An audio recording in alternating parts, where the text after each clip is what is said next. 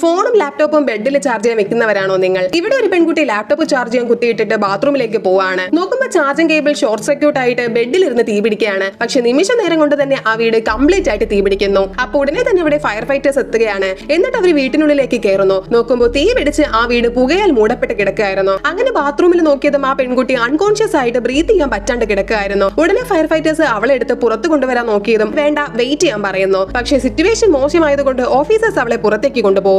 അപ്പൊ വീട്ടിനുള്ളിൽ തീ കൂടി വരുന്നത് കണ്ട് ഓഫീസേഴ്സ് വെള്ളം പമ്പ് ചെയ്ത് തീ കെടുത്തുകയാണ്. ആ സമയത്ത് ആ പെൺകുട്ടി എന്തോ പറയാൻ ശ്രമിക്കുകയായിരുന്നു. പക്ഷെ ശ്വാസം കിട്ടാത്തത് കൊണ്ട് അവൾ ചുമച്ച് ചാർലി എന്ന് പറഞ്ഞ് കരയാൻ തുടങ്ങി. അപ്പോഴാണ് ക്യാപ്റ്റന് മനസ്സിലായത് വീടിന്റെ ഉള്ളിൽ മറ്റാരോ കൂടി ഉണ്ടെന്ന്. ഉടനെ ഫയർ ഫൈറ്റേഴ്സ് വീട് മുഴുവൻ ചാർലി എന്ന് വിളിച്ച് ചെക്ക് ചെയ്യാൻ തുടങ്ങി. പക്ഷെ അവിടെ എങ്ങും ആരുമില്ലായിരുന്നു. പെട്ടെന്ന് അവർക്ക് എന്തോ സൗണ്ട് കേട്ട് ലിവിംഗ് റൂമിലെ സോഫ പൊക്കി നോക്കിയതും അതിന്റെ ഇടയിൽ ചാർലി ഇരിക്കായിരുന്നു. ചാർലി ആരാണെന്ന് വെച്ചാൽ ആ പെൺകുട്ടിയുടെ നായക്കുട്ടിയാണ്. അങ്ങനെ അവർ ചാർലിയെ രക്ഷിച്ച് പുറത്തേക്ക് കൊണ്ടുവരുന്നു. ഇത് കണ്ട ആളുകൾ എല്ലാവരും ഹാപ്പി ആയിട്ട് ഫയർ ഫൈറ്റേഴ്സിനെ അഭിനന്ദിക്കുകയാണ്.